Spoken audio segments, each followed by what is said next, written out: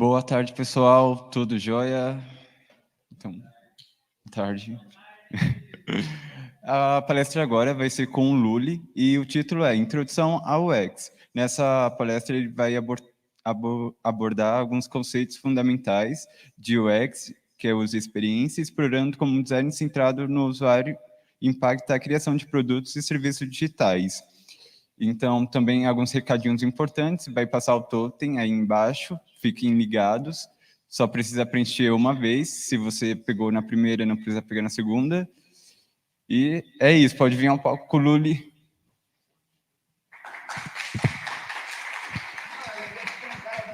Resolver o problema do áudio, mas tudo bem, já que eu estou aqui, então continuo. Eu preciso disso para o streaming ou dá para falar sem? Preciso do streaming, tudo bem, não tem problema, né? Eu só queria poder saber se eu podia falar sem segurar esse treco. Bom, gente, boa tarde. Dizem por aí que o demônio é pior por ser velho do que por ser demônio, né? Eu mexo nessa área, mais ou menos, há algumas gerações antes de você ter nascido. Eu fiz todas as embalagens dos videogames da Tectoy e...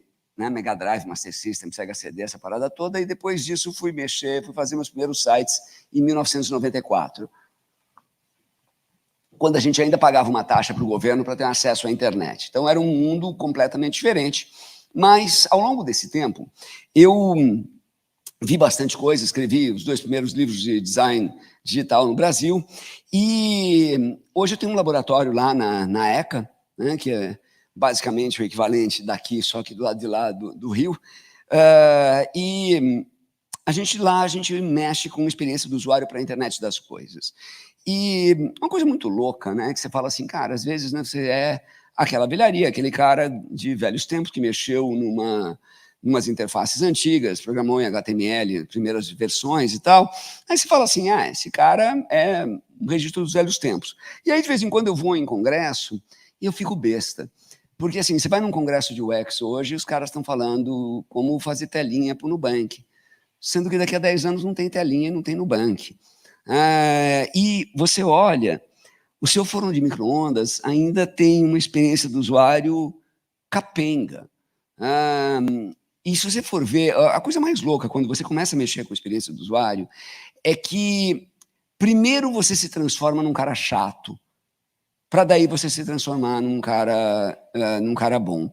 E por que eu digo que você se transforma num cara chato? Porque você começa a reparar a quantidade de coisa torta que tem por aí. Pega, por exemplo, sei lá, alguém resolveu melhorar, entre aspas, o elevador.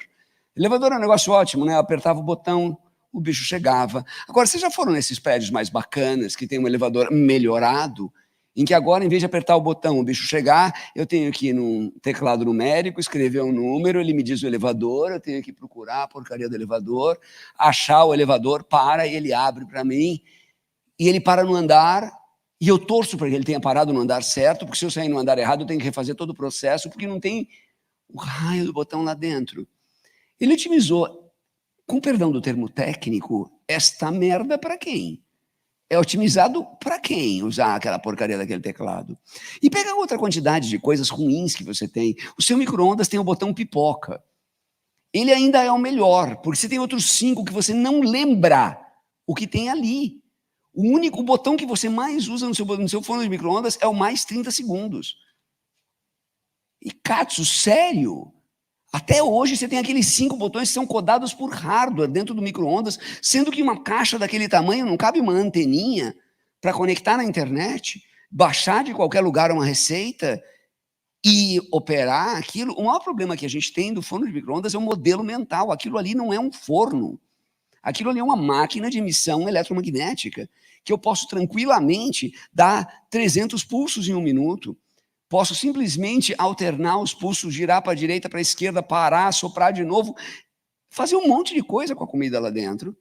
E eu simplesmente aperto o botão frango, peixe, feijão, se eu quiser descongelar, ou então pipoca aqueles outros 5 que você vai chegar em casa e vai lembrar, uia, é mesmo. Né? Outros exemplos clássicos, né? Na pandemia, eu fiquei confinado num harém. com 3 mulher louca, uma que ficava brigando com a outra, a Alexa, a Siri e a mulher do Google. Chegou uma hora que eu simplesmente desconectei todas e azar eu vou apertar o botão no dedo. Porque a maior parte das pessoas tem a Alexa em casa só para falar, Alexa, acende a luz. Alexa, apaga a luz. Alexa, que horas são? Você fala, sério, velho? Pensa como, assim, aquele treco não presta para praticamente nada. Um dos melhores usos que eu já vi de Alexa, assim, me acorda daqui a 15 minutos. Isso é bom, porque pensa como é ruim você falar para o seu celular te acordar daqui a 15 minutos. Você tem que achar o aplicativo de relógio, você tem que lembrar que horas são, você tem que calcular dali a 15 minutos, tem que ativar aquela porcaria, tem que dizer para o celular, não, eu quero que você faça isso só uma vez e não fique repetindo daqui a 15 minutos para o resto da semana inteira. E daí já foram 4 dos 15 minutos. Você fala assim, mano... Então, basicamente, o que é a experiência do usuário? A experiência do usuário é entender a máquina do outro lado. Quando a gente fala de tecnologia, tecnologia é um tipo de ferramenta muito diferente. Sabe, quando você olha para um martelo, está meio na cara aonde você tem que pegar no martelo e com o que você tem que bater no martelo. Tanto que tem aquele clássico ditado que diz para quem tem um martelo na mão, tudo é prego. Então você bate o olho e você fala assim, cara, é por aqui que eu devo pegar. Mas se você pegar ao contrário o martelo, ele mal e mal ainda funciona. Você já tentou desfazer uma chave de fenda com clips, ou se você é mais aventuroso, com a unha. E quebrou a unha, óbvio, porque aquilo não foi feito para desfazer chave de fenda. Mas assim, você olha para uma peça de hardware, você entende como ela funciona. O problema é quando você olha para uma caixa preta, que é uma peça de software, você não faz a menor ideia do que ela é. Você não faz a menor ideia de como ela funciona. E você tem que inventar uma série de línguas para ela. Se você parar para pensar, a própria ideia de duplo clique, uma coisa bem besta, bem comum que a gente está acostumado a ver, não existe equivalente no mundo real. Se eu chegar num interruptor e der duplo clique nele, a luz não acende. Eu quebro o interruptor, porque eu vou ligar e desligar, ligar e desligar, ligar e desligar, ligar e desligar, chegar uma hora que a porcaria estoura, porque simplesmente não foi feito para dar duplo clique no interruptor. O interruptor foi feito para dar um único clique. Assim simples. Então, o que é, na verdade, design de interfaces, design de experiências e a diferença que a gente tem. Olha que louco, eu estou parado ali. Uia, sensacional, está numa dimensão paralela. Né? Não, e a diferença de uma coisa para outra e a própria ideia de design de experiências não faz o menor sentido. Tá? Você não consegue fazer design de experiência. O que você consegue é dar a melhor condição possível para que a pessoa tenha uma boa experiência. Porque se eu conseguisse realmente fazer a experiência do usuário, casal não brigava em restaurante e ninguém broxava em motel. Né? Porque, afinal de contas, eu desenhei a experiência, está perfeito ali. E, de repente, você faz aquele restaurante romântico e o casal está no maior barraco. Não, peraí, eu desenhei a experiência, não foi para isso, não. Para com isso. Né? E aí o que acontece? A maior parte das vezes, o que a gente faz? A gente desenha as condições para ter a melhor experiência possível. Então, o Kikatsu é uma experiência. Vou dar um exemplo muito simples. Né? Imagina que você ganhou um concurso e nesse concurso você tem 2 prêmios possíveis. Tá? Em um prêmio possível você ganhou um iPhone novo, né? iPhone super legal, está na moda. Ganhou um iPhone Super Pro e tal. E no outro, uma viagem para Berlim. E aí, qual dos dois você escolhe? Né? O iPhone você não pode vender, você não pode vender ele por um ano. Você fala assim, um iPhone ou uma viagem para Berlim. Veja que eu coloquei um iPhone, porque normalmente um iPhone é aquele tipo de smartphone que não presta para nada. Né? Quer dizer, ele tem uma boa câmera e tal, mas assim, você não consegue mexer muito, é um sistema fechado e tal. Diferente de um Android, que não é muito uma ferramenta de trabalho, um iPhone. Né? A maior parte das pessoas vai dizer assim, a viagem para Berlim. Por quê? A viagem para Berlim daqui a um mês só te sobra dívida. Né? O iPhone, bem ou mal, é um telefone, você pode usar, bater foto, pode ostentação. Né? Um iPhone é mais bacana que uma garrafa Stanley e pesa menos, né? É menor. Então você pode por aí ostentar o seu iPhone, ao contrário da porcaria daquela garrafa enorme pesada, tá? Ter que carregar por aí, chega uma hora que você fica cansado, perde e tal. Né? Então, assim, por que as pessoas preferem a viagem para Berlim ao telefone? Porque agora o iPhone vale mais do que a viagem, beleza? Durante a semana da viagem, você vai ficar morrendo de ódio de ter o iPhone, porque você poderia estar em Berlim, beleza? Passada a viagem, você vai ficar super feliz de ter o iPhone, porque a viagem para Berlim vai te lembrar umas dívidas no cartão de crédito. Daqui a um ano, o seu iPhone não vale mais muita coisa, a viagem para Berlim continua valendo. Daqui a 2, daqui a 5, daqui a 10, você começa a falar, mano, que merda que eu fiz, e ficar com aquela porcaria daquele peso de papel, sendo que eu poderia ter viajado para Berlim, ou para o Uzbequistão, ou para Istambul, qualquer coisa do gênero. Então, o que é uma experiência? Uma experiência é uma coisa muito louca, né? É tão louca que até uma experiência ruim vale a pena ser contada, né? A gente gosta de experiência e a gente coleciona a experiência. Por exemplo, vamos pegar um programa de rico, tá? Um programa que eu não fiz, nunca farei e acho que vocês não farão também. Né? Que umas baladas tipo essas aqui, assim, quer ver? Não, isso aqui é um negócio muito louco, que assim, são umas baladas em que o cara vai, é uma rave num balão voando sobre a Capadócia. Né? Você fala assim, muito louco, né? O tipo da coisa que você fala assim, deve ser uma experiência inesquecível, como, sei lá, pegar um foguete, sobrevoar, ir para a estratosfera e uma série de outras coisas, você fala assim, pô, deve ser muito louco, deve ser muito legal, deve ser uma experiência inesquecível. Né? Do mesmo jeito, sei lá, vamos imaginar que você vai num restaurante muito bom, você vai comer, sei lá, você teve a chance de veio um sushi man do Japão e fez para você o melhor sushi do mundo. Olha que coisa mais esquisita, né? É o tipo da experiência que deixa você um cara chato para burro. Né? Porque na hora você vai comer, é um negócio incrível, é um negócio que você não consegue contar para ninguém o que aquilo tem de incrível. E daqui a meia hora você já não... aquilo se desapareceu. E a próxima vez que você for comer um sushi, você vai dizer, então é bom, mas comparado com aquele sushi que é caminho, você vira um puta mala sem alça. Né? Então, o que acontece? Na verdade, é que ninguém quer saber das coisas que você tem. Né? Cadê? Aqui. Né? Isso aqui agora era balada aqui. Né? Um vídeo, quer ver? Deixa eu ver se eu... Ah, não. É uma balada, os caras... aqui. Deixa eu desligar o som, fica melhor. Então, assim, ninguém quer saber das coisas que você tem. Não sei se você conhece um cara e esse cara tem 5 iPhones. Trouxa. Não, vai saber, o cara tem, né? Ou o cara tem 6 carros. Bela bosta. Ou o cara tem 20 calças jeans. Legal. Agora, se você conheceu alguém que visitou 20 países, 40 países, 50 países, alguém que teve no backstage de algum show muito bacana, você diz, pô, é muito mais legal. Então, ninguém quer saber das coisas que a gente tem, todo mundo quer saber das experiências que a gente fez. Né? Até mesmo a ideia de uma experiência ruim.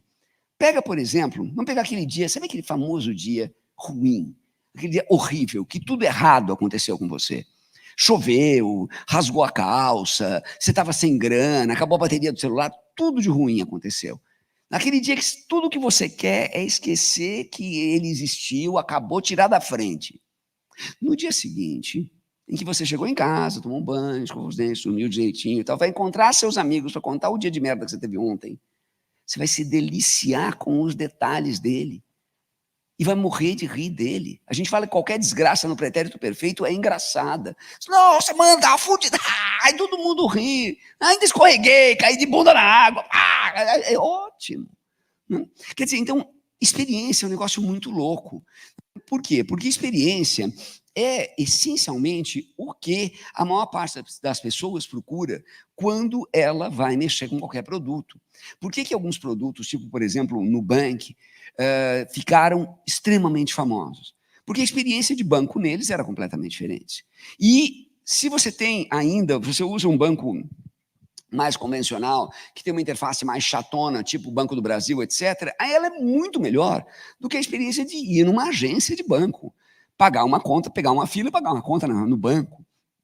Que era um negócio louco, ainda correu o risco de ser assaltado, etc. Um exemplo de uma experiência de usuário que vocês conhecem bem, porque ela é bastante recente, é Pix. Você consegue imaginar um mundo que você não tinha o seu cartão de crédito no seu telefone e não podia mandar Pix para uma pessoa ou outra? Sabe, se você vai para um outro país e não tem Pix, você fica assim, Você leva até um tempo para entender como é que as pessoas conseguem sobreviver naquele universo neolítico, que não tem Pix, não tem código de barra, eu não posso mandar dinheiro para um número de telefone de alguém. Então, o que acontece? A experiência do usuário, quando a gente fala de verdade, a gente está cobrindo qualquer experiência. Né? Eu posso falar de aplicativos? Posso, mas posso falar de qualquer outra coisa também. Você vai num restaurante, você não vai pela comida. Sabe? Uma bobagem que você pode dizer para alguém é que você vai num restaurante para comer. Tirando o caso de um restaurante extremamente funcional, tipo, por exemplo, uma cantina de escola, tá? Em que eu preciso comer alguma coisa, então eu vou comer, mas um lugar que você vai sair para comer, que você poderia comer em casa, você não vai pela comida. Você até pode dizer que vai pela comida, mas você vai pela experiência. Né? E a experiência, ela é o desenho das mesas, o desenho do cardápio, o formato do lugar, etc. Você não vai tomar uma cerveja com seus amigos por causa da cerveja. Senão você ia no supermercado, comprava cerveja e fazia aquilo que a gente faz e morre de vergonha de dizer que faz, que é tomar cerveja sentado num posto de gasolina, cheirando vapor de querosene, né? E tomando aquelas long necks ali, aquilo que todo mundo também já fez, e não é exatamente uma experiência agradável. Então, veja, o que é uma experiência, né? E por que as pessoas falam tanto de desenho de aplicativos? Né? Por que todo mundo agora adora falar de Figma, né? Todo mundo agora adora mexer em processos de prototipação rápida, etc. Porque todo mundo quer pensar em criar uma experiência. Fazer um aplicativo é uma coisa sofisticada. Se eu não falar, se a web não trouxesse para as pessoas a ideia de experiência, a gente até hoje não teria essa onda enorme de todo mundo querer fazer aplicativo.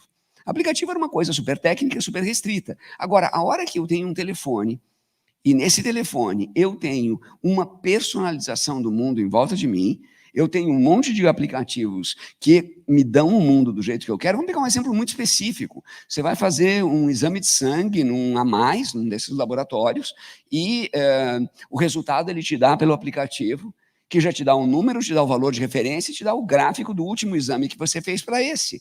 Ou seja, olha, seu colesterol está alto, mas está melhor do que o exame que você fez no ano passado. Porra, isso é uma experiência. Então, a gente não está mais procurando o dado cru, a gente não está mais procurando a ideia simples. Do mesmo jeito que você vai comprar alguma coisa no supermercado, beleza, você vai escolher o supermercado às vezes, né? Você está num lugar bem servido de supermercados, você vai escolher o supermercado pela experiência que você tem lá.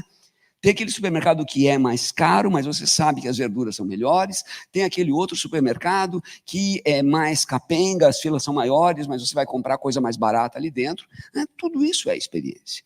Quando a gente fala em fazer um aplicativo, todo mundo tem uma ideia.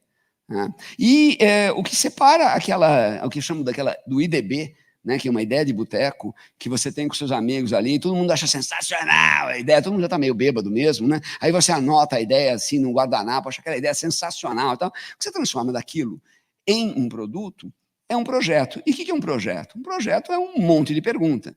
Tipo, para quem que ele é? Por que serviço o seu consumidor ia pagar? Né? Como que eu vou encontrar esse consumidor? Quantos desses caras existem? Como é que é a concorrência? Qual que é o contexto de uso? Que padrão de interface? O que é o usuário típico? O que ele faz? API do sistema operacional, etc. Vou dar um exemplo besta de experiência do usuário e, principalmente, aquela coisa clássica que a gente fala, que você não é o seu usuário.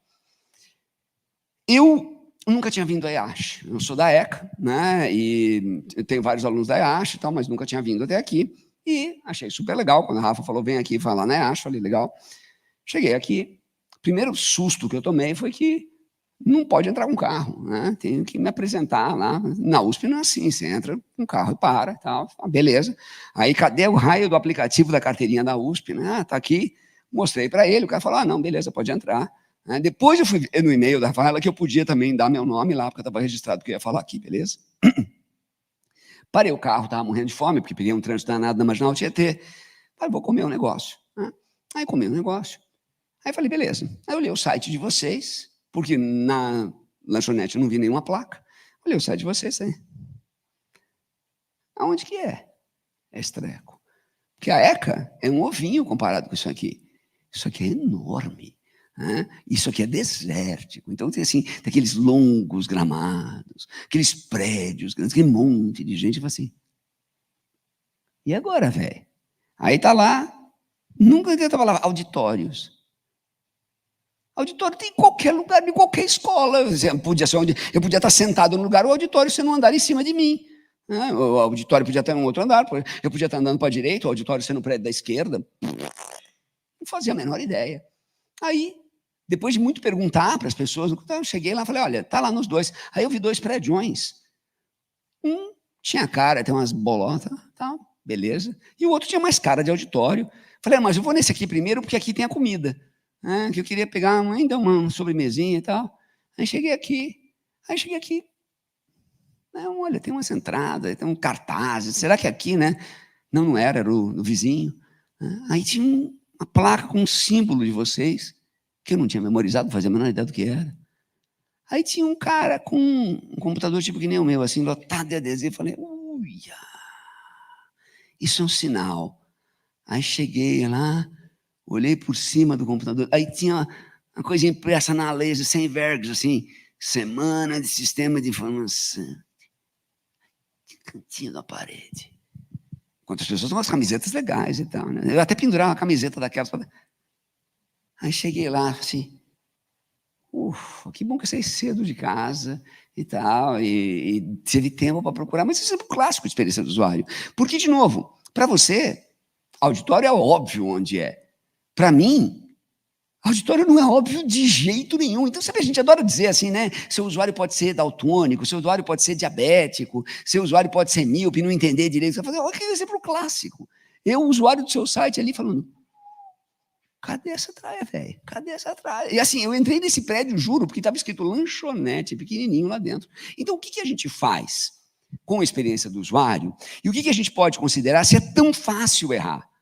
Né? É muito fácil errar. Tá? Nesse caso do auditório, eu tenho certeza absoluta. Para vocês é óbvio onde é o auditório. Né? Quando você entrou aqui, no primeiro dia que você entrou na IASH, você estava tão perdido quanto eu. Mas passados alguns dias, você já sabe onde são os auditórios, e está dizendo auditório, já diz onde é. Para eu que sou de fora. Então, assim, essencialmente, o que é um aplicativo? Hoje em dia, as pessoas falam, camadas de código, frameworks. Tá. Tudo isso é a engrenagem que está lá embaixo. Beleza, você vai escolher. Mas o que os aplicativos têm em comum? Em essência, eles têm 3 coisas. Tá? 4, né? Se você contar. Eu tenho APIs, beleza? A maior parte dos aplicativos eu vou usar APIs de outras coisas, claro, né? Sua pizzaria não vai jogar um satélite na estratosfera para dizer onde é que está o motoboy, ela vai usar a API do Google Maps, beleza. Né? Coisa que um site da semana podia ter. Né? Com um pinzinho do Google Maps. Nossa, velho, vai facilitar a minha vida. Mas, de novo, juro, eu não estou bitching about, reclamando do site de vocês. Não, eu estou só mostrando um exemplo como é muito claro, poderia acontecer com qualquer um. Tá? Poderia acontecer comigo. Se eu tivesse feito esse site, eu provavelmente cometeria o mesmo erro. Tá? Eu falaria para vocês irem na ECA, no auditório do prédio central, e não ia colocar em nenhum lugar onde era o prédio central e onde ficava o auditório.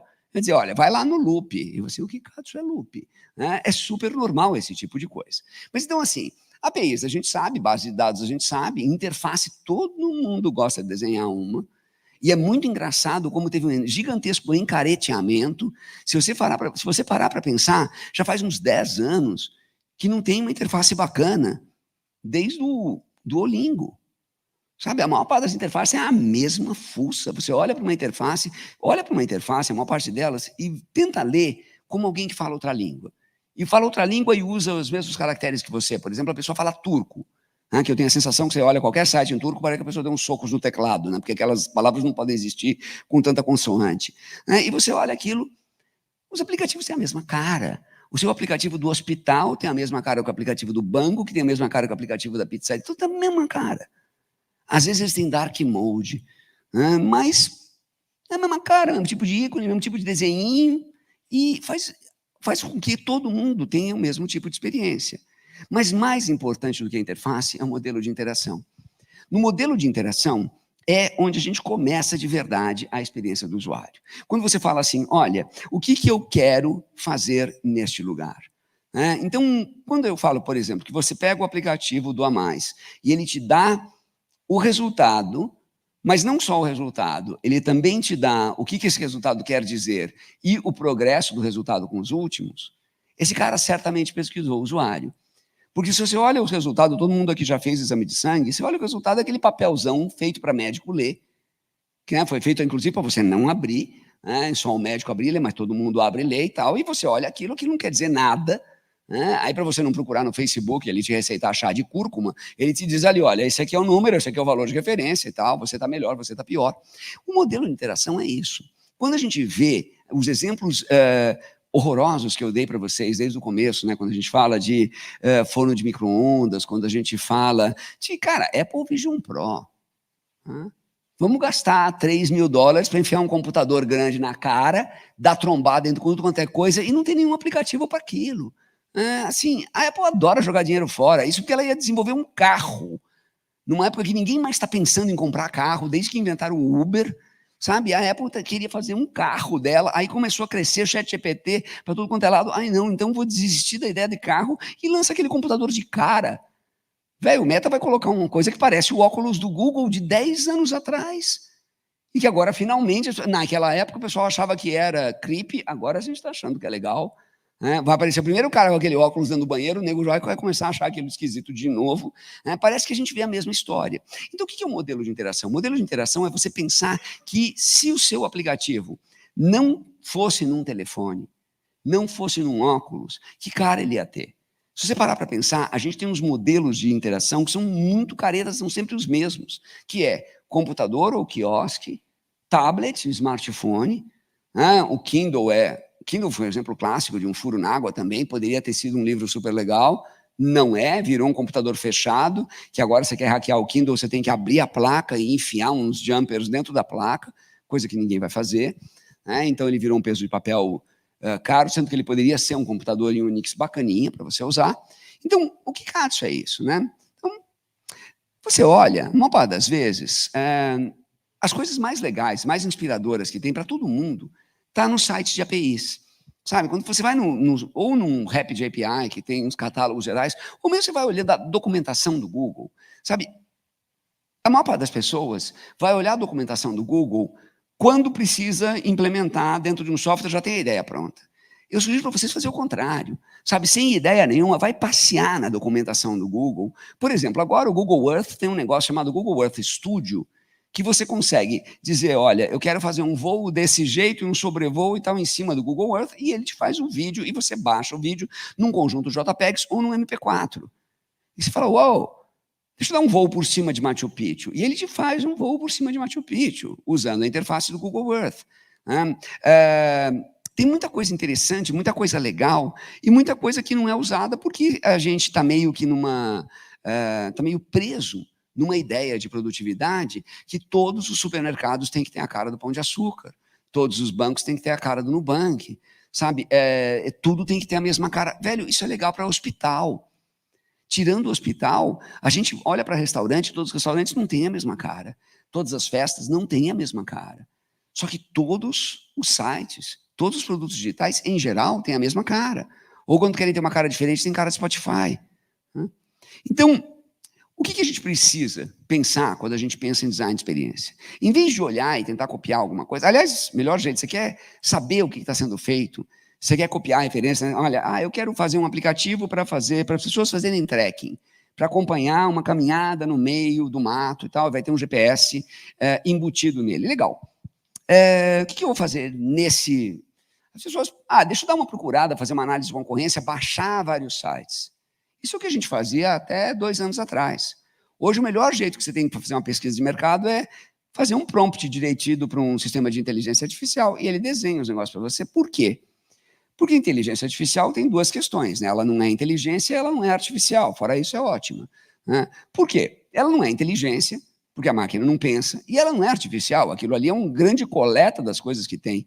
Então, você quer fazer uma pesquisa de como é um bom aplicativo de, sei lá, de fitness, você pede para o Leonardo desenhar um aplicativo de fitness que ele está fazendo essa busca para você.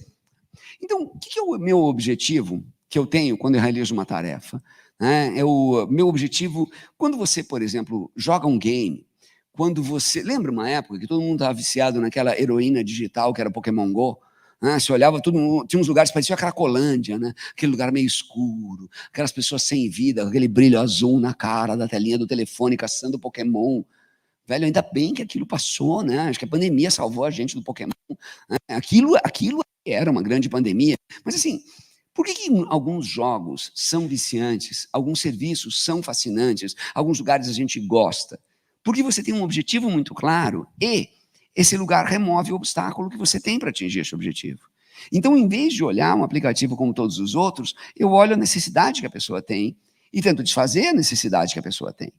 E para isso, eu preciso mexer com 3 princípios super importantes que tem que estar atrás de qualquer ideia, de qualquer desenvolvimento. E esses princípios são a ideia de affordance, significante feedback.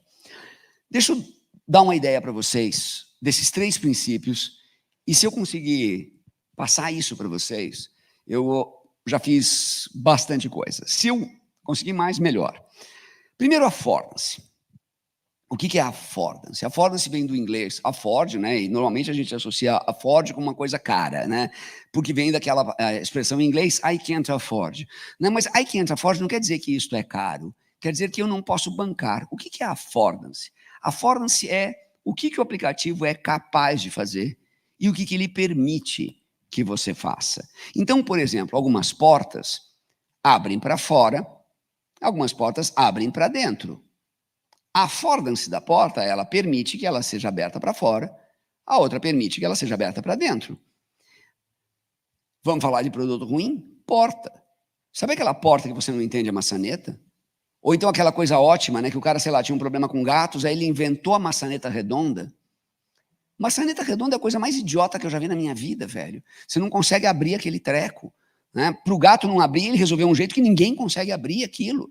Né? Melhor ainda é registro de pia de banheiro redondo. Quem foi a besta quadrada que inventou aquilo? Você está com a mão ensaboada e não consegue segurar naquilo para girar. Então, affordance é o que o produto permite. Então, você está fazendo um aplicativo para alguma coisa. Sei lá, por exemplo, uma pulseira de fitness, um travesseiro inteligente, uma cadeira especial, qualquer coisa. O que esse produto permite o seu usuário fazer? Tá? Antes de pensar em interface, antes de pensar em código, antes de pensar em tudo, o que ele permite o usuário fazer? Tá bom. E o que ele é capaz de fazer? A gente percebe que o grande problema das affordances, né, é que, às vezes, a porta abre para fora e você, por exemplo, se você olhar uma porta e você tiver uma dúvida, em geral, a barra vertical quer dizer puxe e a barra horizontal quer dizer empurre. Por quê? Porque se você está com pressa e você vai empurrar, você vai usar assim, você não vai usar assim. Não faz o menor sentido para o seu ombro fazer assim. Então, você empurra. Olha atrás de vocês, a barra de emergência, ela é horizontal. Mas tem porta que não é assim. Por quê? Porque o cara foi criativo. Né? E o vertical é assim? Claro que é assim, né? Eu estou carregando um monte de coisa na mão. Eu não quero pegar uma porta aqui embaixo, quero pegar aqui para poder abrir para mim. Né? Ou você está vindo, eu abro para você. Então, faz todo sentido ela estar na vertical. Então, algumas portas bacanas, tem elas em vertical horizontal, quer dizer que normalmente ela aforda vertical horizontal. E aquelas portas de vidro que você já pegou, que para ela não bater, ela tem um freio interno. E você empurra a porta de vidro, ela segura. Aí você faz força porque ela está lá segurando, e lembra que vidro é líquido, né? Aí você vai empurrar e você quebra a porta. Né? Bom, beleza, agora pelo menos eu pus a culpa em alguém. Então, se afforda-se, voltando para o exemplo do martelo, é muito fácil entender o que o martelo aforda. Né? Martelo serve para desparafusar parafuso? Não, não dá.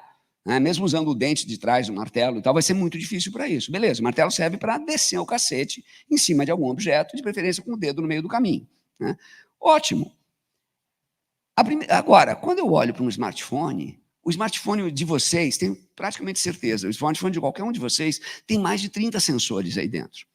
Qual desses sensores você está usando no seu aplicativo e por quê? É aí que estão as affordances. Sabe, ele tem uma bússola, tem um magnetômetro, tem um pedômetro, tem um monte de coisas aí. Será que eu posso usar alguma dessas coisas para melhorar a minha experiência do usuário? Então, a primeira coisa é o affordance. A segunda coisa é o significante. Então,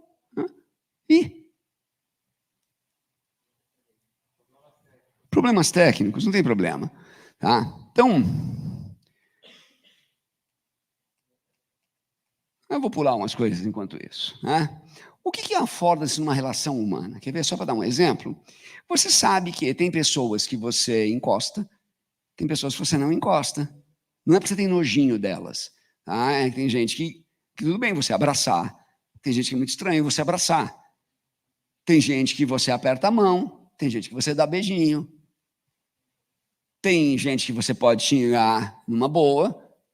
Tem gente que, obviamente, você não vai xingar. Você mesmo fala de um jeito diferente com o seu amigo, com a sua namorada, com os pais da sua namorada, espero eu, né? E com na entrevista de emprego. Espero eu que você tenha affordances diferentes aí, porque se você falar do jeito que você fala com seus amigos, com sua namorada e com o cara que vai te contratar, bom, assim, você tem uns problemas meio básicos, né? Então, affordance é aquela propriedade percebida. Às vezes eu percebo que isso dá para fazer. Veja, uma coisa clássica para a gente entender a affordance é gringo na praia. Gringo não consegue entender a ideia. Opa, deixa eu voltar um aqui agora que vocês voltaram. Tá? Gringo não consegue entender praia. Né? Ele fala assim, peraí, como é que é praia? Aquele lugar que está todo mundo pelado, mas é o lugar mais família que existe? É.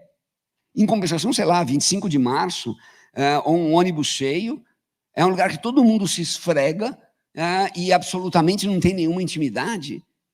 Imagina a pessoa tentar entender, isso é affordance. Você sabe que se você está num lugar que nem esse aqui e você encostar em alguém, você vai pedir desculpas.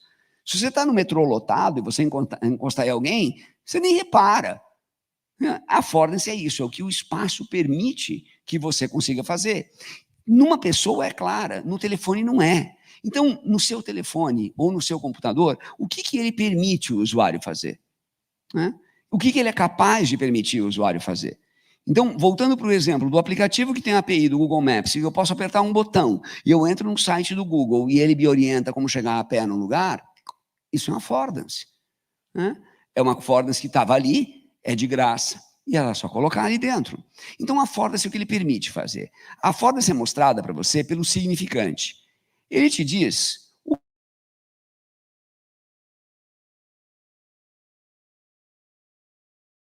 o significante pipoca, e os outros 5 que eles são tão inúteis que você não lembra, mas você já pegou uma porcaria do micro-ondas que você colocou a comida lá dentro, fechou, o botão mais 30 não funciona? O botão mais 30, ele é só mais 30. Então, primeiro eu tenho que colocar um número, daí o mais 30 vai funcionar. Então, eu coloco mais 30 e ele não tem o mais 30, porque ele é mais 30. Então, ele não assume zero. Zero não é um valor que existe. Então, eu tenho que colocar 10 segundos, aí o mais 30 vai funcionar. Ou então que ele só aceita o mais 30 uma vez. Isso é que o significante mais 30 não está funcionando direito. O que é o significante? É a placa, puxe, empurre, é onde está a maçaneta. Vocês já viram aquela porta de armário oculta, nesses quartos chiques, nesses showrooms, né? Que a porta, ou aquela porta de armário que não tem puxador. Aí você fala, nossa, que chique o caramba, velho. Você quer abrir aquela porcaria, você tem que empurrar ela para dentro para fazer cloc e abrir para fora. Que treco é aquele? O puxador da gaveta, da porta, é o significante. No nosso caso, ele é o botão, ele é o indicador, ele é a mensagem de erro, é a notificação. E ele pode ser tanto deliberado quanto acidental. E ele dá um monte de pistas super valiosas. Por exemplo, o clássico é o significante... Ih, deu pau de novo. O clássico é o significante... aviso, né? Tipo, olha, empurre, né? Que nem está escrito ali, olha, aperte e empurre, né? Na porta ali, beleza. Agora, isso aqui é um significante, do mesmo jeito que isso aqui é um significante. Um caminho de rato no meio do gramado é um significante. Ele está dizendo para as pessoas que, olha, esse aqui provavelmente é o caminho mais curto. Você já tentou eliminar um caminho de rato? É impossível. É caminho de rato porque são os ratos humanos que vão fazer esse caminho. E se você tem um jardim, uma praça, e as pessoas fazem esse caminho a pé, cara, a melhor coisa que você pode fazer é pavimentar esse caminho, velho. Porque ninguém vai deixar de fazer esse caminho. Então, o que é esse caminho? Esse caminho é um indicador que, olha, aqui deve ser o melhor caminho. Então, um faz, outro faz, outro faz. E a gente vê significantes naquele restaurante. Você vai num restaurante que você não conhece, chegou numa rua, tem 2 restaurantes. Um está vazio, o outro tem fila. Aí, é claro, eu, porque sou burro, vou no que tem fila. Por que eu procuro o que tem fila? Porque o que está vazio não deve ser bom, né? O que tem fila deve ser ótimo, porque tem fila. E você só descobre que o que está vazio, na verdade, é porque tem um serviço muito bom, e o que tem fila tem fila, porque o serviço dele é muito ruim, é lerdo, então por isso que as pessoas estão lá fazendo fila. Mas você olha o da fila, isso é um significante. Tá? No caso do seu usuário, o seu telefone capta uma cacetada de dados, velho. Ele capta os dados da hora que o seu usuário está usando o telefone, quantas vezes ele abriu o aplicativo, quantas vezes, em que página do aplicativo ele largou, quantos minutos ele usou cada pedaço de interação do aplicativo. Esses significantes são super valiosos. Eles se ajudam a dizer que essa tarefa está sendo compreendida e essa tarefa está sendo cumprida ou não. Então, quer dizer, significante tem de monte. Né? Eu acho muito divertido, por exemplo, na Alemanha, você tem esse significante aqui, que vai aparecer ali, Ausgang. Tá? Então, Ausgang, quer dizer, Gang vem do alemão gehen, que é andar, Ausgang é andar para fora, né? Ausgang, saída, e todo mundo olha isso aí. Esse é o símbolo de saída. Até aí, beleza, estamos bem. Né? Tudo bem, todo mundo compreende claramente esse símbolo, está claro. Aí você dá de cara com este. Você fala, bom, tem alguma coisa muito estranha aqui. Né? Não é a saída e o cara está saindo, né? Porque em alemão, not é emergência. Aí algum gênio faz uma placa de saída de emergência em verde.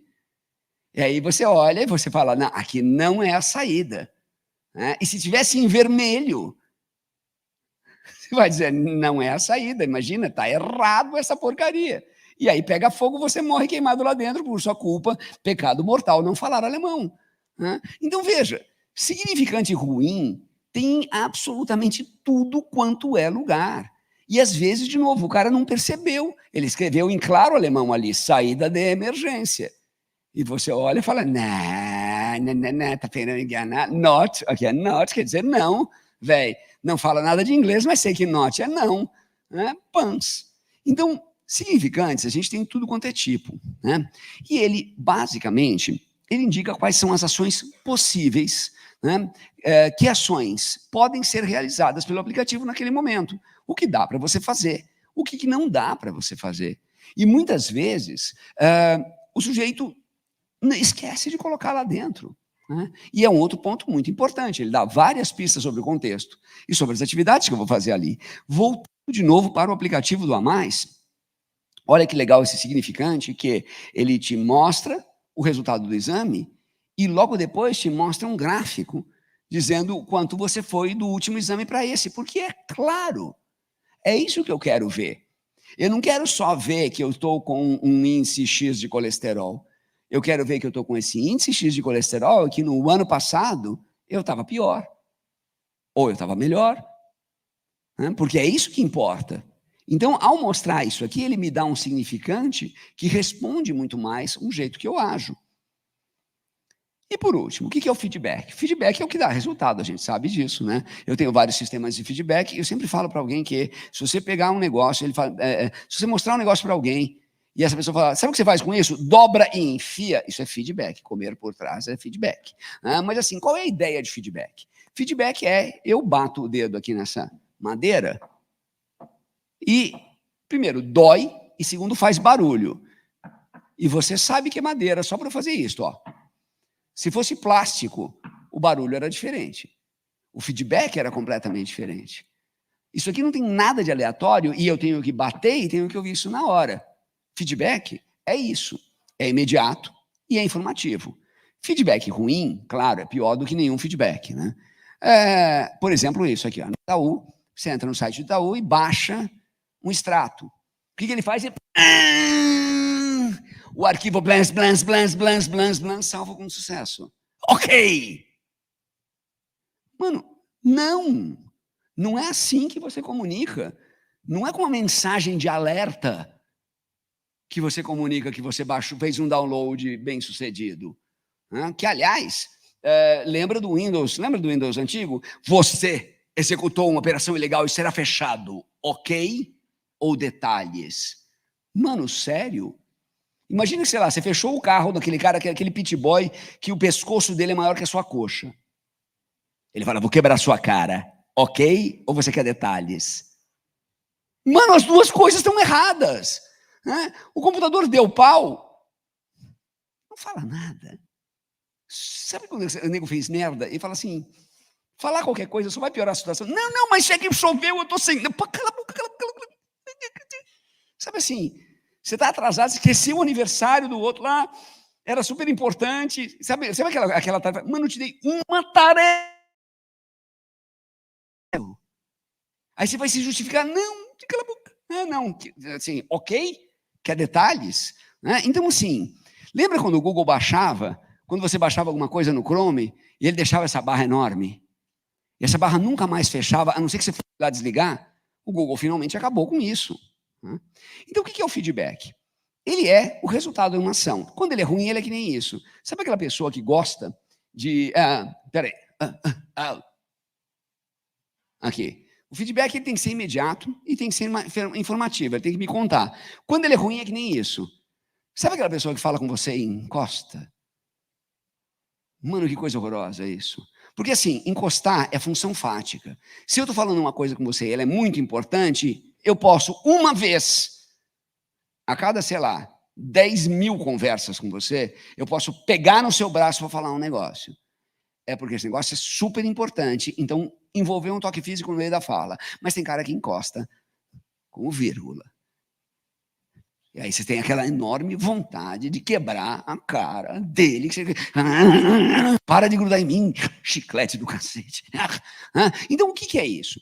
A maior parte dos aplicativos ignoram essas 3 características essenciais de affordance, feedback e significante. Ou seja, o que esta caixa preta é capaz de fazer? Isso são as affordances. Como ela mostra para o indivíduo que não é você que coisas devem ser feitas. Isso é significante. Como eu sei que eu realizei uma tarefa? Isso é feedback. Quer ver um exemplo clássico de feedback ruim do Google? Você pegou um negócio, peguei o Google Maps e vim até a Ayashi aqui. Se eu chego na Ayashi, não digo para o Google Maps que eu concluí, ele vai ficar fazendo cagrum, a cada 5 minutos, dizendo, olha, a Ayashi ficava lá para trás, a Ayashi ficava lá para trás. Mano, para, ok, eu já cheguei na Ayashi, mala. Feedback ruim, ele não entendeu o quê? Eu cheguei no lugar, parei de interagir com o aplicativo, desligo o aplicativo. Então, eu quero pular para um ponto importante, que eu quero amarrar isso aqui com vocês. Que é a ideia, né? Porque, claro, eu coloquei muito mais tempo, porque a gente sempre coloca muito mais tempo, mas tem material no PDF de vocês. Que é a ideia, cadê? Tem algum lugar aqui. Eu sou uma...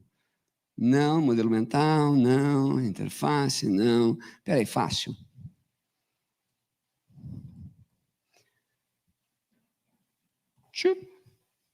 Aí. Que é a ideia de um produto gentil, tá?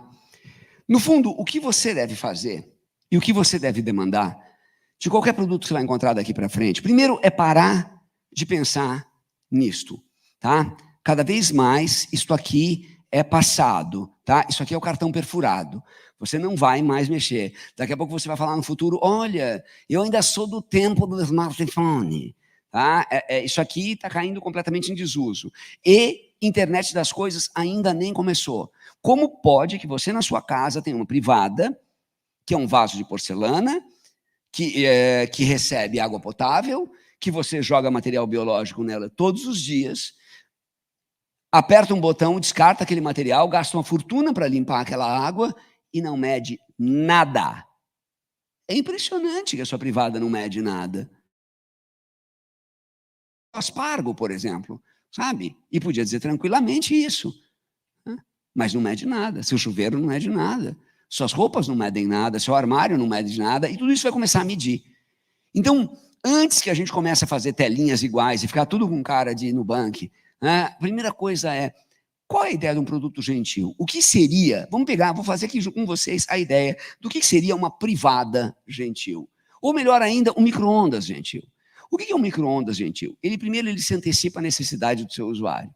Então, ele lê o uso que esse usuário faz do micro-ondas e ele já sabe que essa pessoa come, ela usa o micro-ondas para esquentar produto e ela esquenta um certo tipo de produto sempre durante um certo período. Então, o que é me antecipar à necessidade do usuário? É lembrar o usuário de limpar o micro-ondas de vez em quando. É lembrar o usuário, num horário que ele esteja ali fazendo a comida, que quando ele colocar os pratos para lavar, colocar junto o prato do micro-ondas. É pegar alguma outra receita para ajudar a fazer ali, sendo que ele só esquenta o micro-ondas, então vamos ajudar ele a explorar o micro-ondas.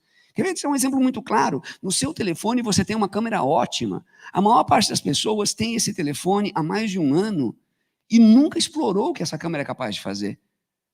Então, primeira coisa, o que é uma pessoa gentil? Uma pessoa gentil não é aquela pessoa forçada, não, é aquela pessoa que fala assim, peraí, sabe, você está carregando uma coisa pesada, ela se oferece para te ajudar a dividir a carga.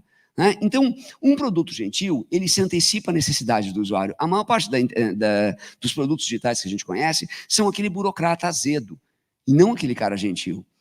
2, não faz muita pergunta. Usa o bom senso, é discreto. Aquela velha história, cometeu um erro, zip.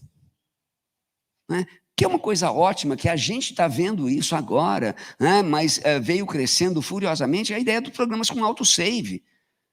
Lembra que em uma época você tinha que salvar o arquivo?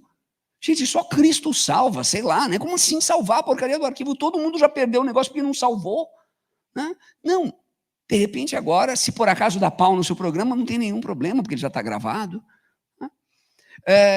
Usa o bom senso, é discreto. Eu lotei o meu espaço de armazenamento no Google, o Google avisou que eu tinha lotado, eu tirei as coisas de lá e levou quase 1 mês e meio para identificar que eu não estava com espaço lotado lá dentro. Que isso, velho?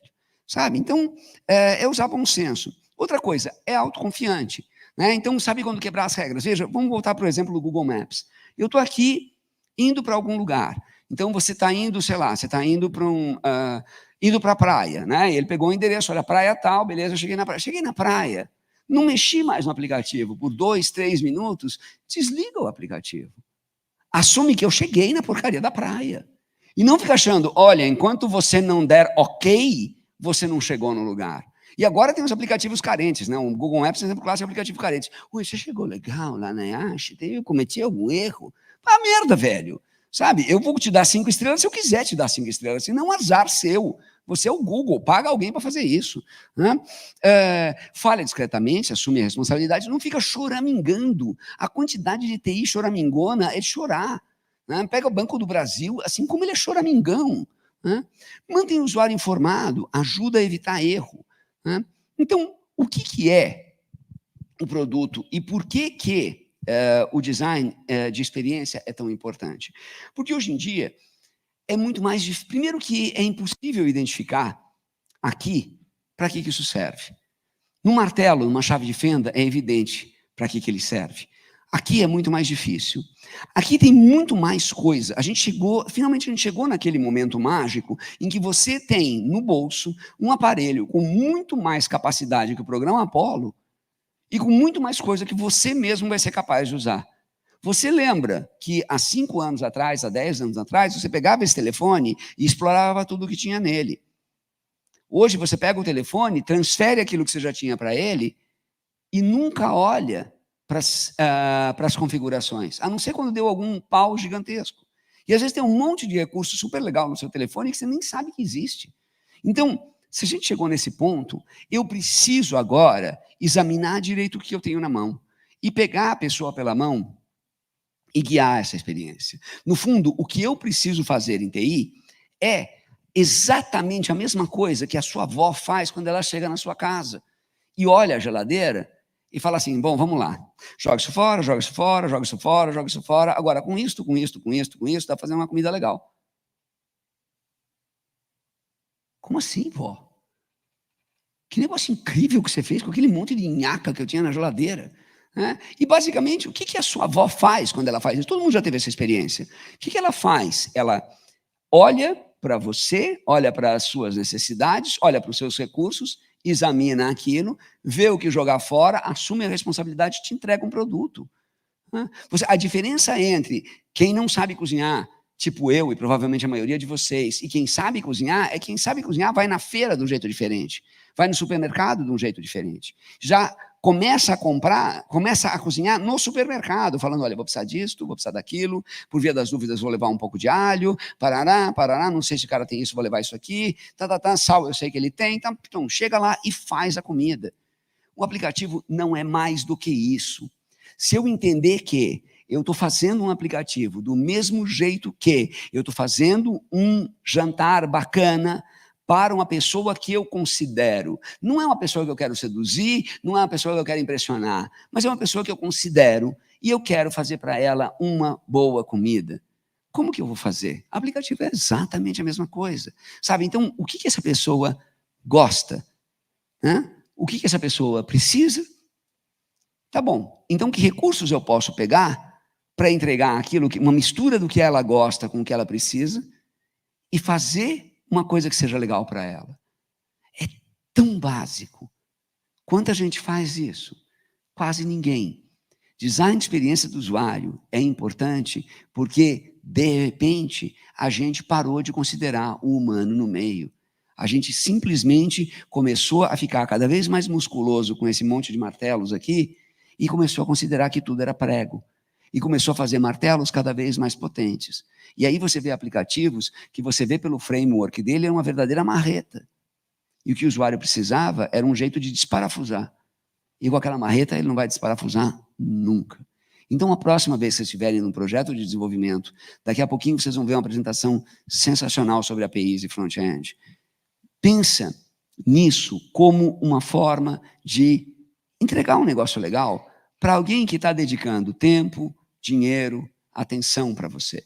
E você vai fazer provavelmente um produto muito mais bacana, mesmo que ele não use uma tecnologia tão nova, mesmo que ele não use um recurso tão inovador, mesmo que ele não use um negócio tão sofisticado, mas pela primeira vez a pessoa vai olhar e falar assim, nossa, esse treco faz sentido. Eu estou usando reconhecimento de voz porque precisa usar reconhecimento de voz. Ou melhor, eu estou usando reconhecimento de voz por quê? Porque eu estou lavando a louça. Eu estou com a mão ocupada. Então eu não vou apertar a porcaria do botãozinho microfone se eu estou com a mão cheia de sabão. É meio isso. A quantidade de aplicativos sem noção. Sabe que nem você pede ajuda na cozinha, a pessoa chega e fica parada, feito estagiário do lado de você na cozinha e fala, e agora faço o quê? Cala a boca, velho, volta, vai lá sentar, fica na frente da televisão, pelo menos você não me atrapalha. Né? Quer dizer, a maior parte do aplicativo é isso, ele demanda tanto de você e fica se justificando fazendo tanta coisa, sendo que aquilo que você precisava era que ele fosse completamente invisível. O bom design, seja ele gráfico, seja ele de experiência, seja ele de aplicativo, ele é invisível. Do mesmo jeito que essa cadeira, que você senta nela e está há um tempo e vai embora, nem lembrou que sentou, é sinal que ela é extremamente eficiente. Porque se ela fosse um pouco alta ou um pouco baixa, você ia sair daqui com dor nas costas. E aí você ia reparar no design. Então é isso, gente. A próxima vez que vocês forem fazer qualquer produto, ou mesmo no produto que vocês estão fazendo agora, dá uma olhada no design de experiência. Pensa qual é o objetivo do seu usuário e qual é o obstáculo que ele enfrenta. E na combinação dessas duas coisas, o bom senso costuma ser a melhor ferramenta. E aí você vai conseguir fazer um negócio super bacana, a tecnologia ela vai entrar naturalmente ali. Sabe, do mesmo jeito que você fala assim, cara, que panela eu uso, que faca eu uso, depende da comida que você está fazendo. Né? Você vai naquelas cozinhas de ostentação, que o cara tem um monte de panela e um monte de faca e não sabe fazer um café. Né? Para que serve aquilo, gente? Né? A maior parte dos aplicativos é isso. Eu tenho um monte de panela, um monte de cozinha, e aí eu queimo o ovo. Então, para quê? É isso, gente. Muito obrigado. Agora eu vou beber água.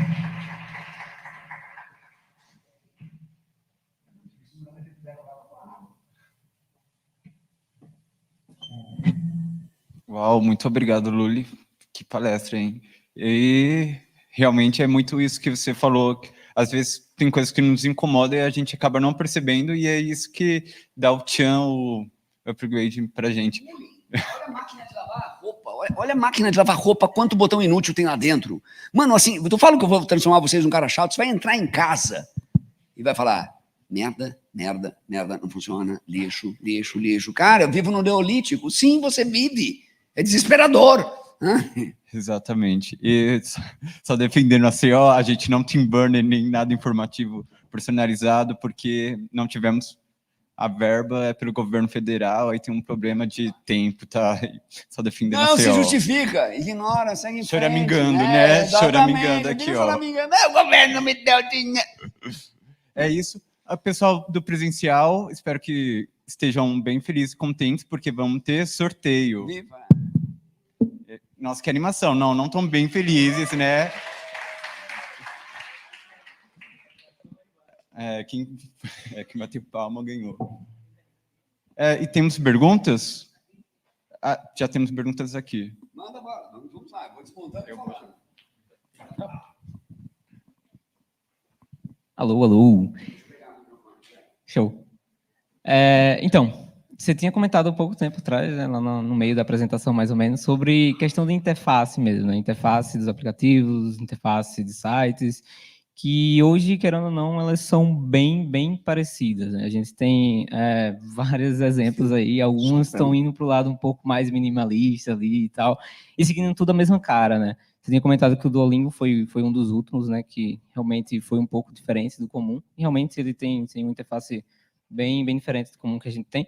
E eu queria saber se teria algum tipo de recomendação assim para a gente que desenvolve essas telas, né, esse design dessas telas de interface, de como que a gente pode fugir um pouco dessa mesmice, digamos assim, que são os sites que são desenvolvidos hoje em dia, né? Porque olha, é uma pergunta complicada, porque você está exatamente na ponta mais assim, a hora que chegou no desenvolvimento, já um monte de nego chato, cheio de ideia. Eu falo que é complexo de Sorocaba, né? Com quem você está falando? Sou vice-presidente do Rotary de Sorocaba.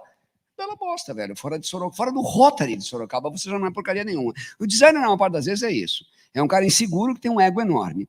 Né? Mas isso deu certo no Itaú. Velho, o que eu acho mais legal de Duolingo é que ele mostra que dá para fazer uma coisa diferente sem usar um game. Eu acho que a melhor coisa que a gente pode fazer é propor algo diferente. Falar assim, olha, tá tudo com a mesma cara. Vamos tentar dar um pouco de personalidade, né? Você percebe quando o Nubank ele fez uma enorme revolução lá atrás, quando de repente ele começou a usar umas letras bem bold, né? Um contraste bem grande, mano, roxinho.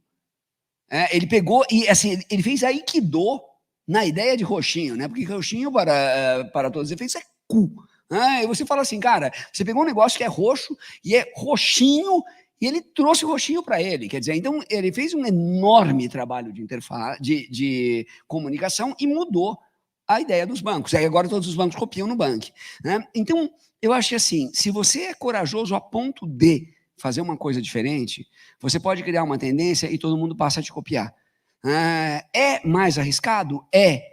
Mas as pessoas estão ficando cansadas. E a hora que a pessoa fica cansada e ela acha que ela sabe, é aí que ela comete o erro. A gente sempre diz que a pessoa não bate o carro quando está aprendendo a dirigir. Ela bate o carro quando ela acabou de tirar a carta e acha que sabe guiar. Daí é que ela tromba. Então o que acontece? A hora que todos os aplicativos começam a ficar iguais, eu começo a interagir com eles sem prestar muita atenção. Porque eu já sei que o botão vai ficar ali, já sei que vai ser daquele jeito, já sei. Então eu já sei. Sabe quando você fala com a pessoa, você fala, tá, já sei. E a maior parte dos aplicativos está assim. Se ele é diferente, você vai prestar atenção, porque você não sabe o que ele está fazendo. E vai ser um produto muito mais eficiente. Então, eu acho que assim, dá para você apelar sob a ótica do usuário, sob a ótica dos negócios, sob a ótica da própria eficiência. E eu acho que talvez o argumento que vocês têm em desenvolvimento, que é o maior, é as APIs do sistema, que são muito pouco usadas. Né? Quer dizer, se o telefone tem um barômetro, porra, dá para usar isso para alguma coisa? Né? Imagina de novo pegar o Google Maps. Cara, o barômetro está me indicando que vai mudar o tempo. Todo mundo sabe como fica São Paulo quando muda o tempo. Então ele fala assim, olha, você vai agora sair aqui da Yashi e vai mudar o tempo. Cara, não enrola, porque vai cair uma tempestade. Cara, o Google tem as duas informações. Ele não mistura as interfaces. Por quê? Sabe? É esse o ponto. A maior parte das vezes, de novo, a ferramenta está ali. É a sua avó chegando em casa e falando assim, cara, eu não acredito, você tem pão e você tem salsicha, você não faz um cachorro quente? Você, cachorro quente? Ui, avó, não é que é legal a ideia? Então é meio isso, sabe? É muito confortável não ter nenhuma ideia. É que nem aquele dia que você descobre que granola está lotado de açúcar e faz mal, e você fala, porra, velho, Eu passei 15 anos comendo granola da manhã e tomando suco de laranja. Por isso você está diabético, idiota. Não é saudável? Não. Mas não é tangue, é suco, é só açúcar. Então é meio, sabe assim, quando a gente percebe, por isso que eu gostei de dar para vocês exemplos de coisas muito assim, unha e carne, tipo forno de micro-ondas, tipo elevador, tipo porta, sabe assim, aquelas coisas que a gente olha e fala assim, não é possível. E a hora que você descobre, você fala assim, puxa, dá para propor coisa muito melhor. Sabe, a gente tem hoje aqui, não preciso esperar chegar a tecnologia do óculos da Apple, do carro de não sei, não, velho, pega isso aqui. Tem um aplicativo chamado Sensors Multitool, que acho que ele é caro, custa R$10, e ele me diz o que está me dizendo cada sensor desse telefone, sabe? Eu comprei por pura curiosidade, sabe? Você fala assim, velho, né? E aí fala, olha, tem barômetro, tem eixo XYZ, acelerômetro, que aí jogava o telefone para ver, olha o grafiquinho e tal, mas assim, é super criativo você inventar um produto. De repente você pode inventar um produto super bacana, uma coisa que funciona num S10, sabe? E que assim, cara, todo mundo já tem. Todo mundo pensa muito no que tem no mais pro, no mais último, ultra, com inteligência artificial, sendo que, cara, às vezes a coisa lá atrás ainda não foi feita. Mais alguém? Bom, qualquer coisa, gente, vocês podem me achar no LinkedIn, eu estou lá tomando um coco, tá? Uma foto minha. Ou então na ECA, se vocês forem até lá, criarem coragem de atravessar a cidade, ou então em Lully, @Lully. Eu demoro um pouco, mas respondo. O resto das mídias sociais eu cago um pouco para elas, né? Instagram é coisa de velho, coloquei uns vídeos de UX no TikTok, mais como um desafio. Quero ver se tu tem coragem de fazer e tal. Foi legal, mas aí parei também. Então, assim, o jeito mais fácil de falar comigo é falar diretamente. Ou então fala com a Rafa me acha. Ela é capaz de me caçar em qualquer canto. Obrigado, gente. Obrigado, Lully.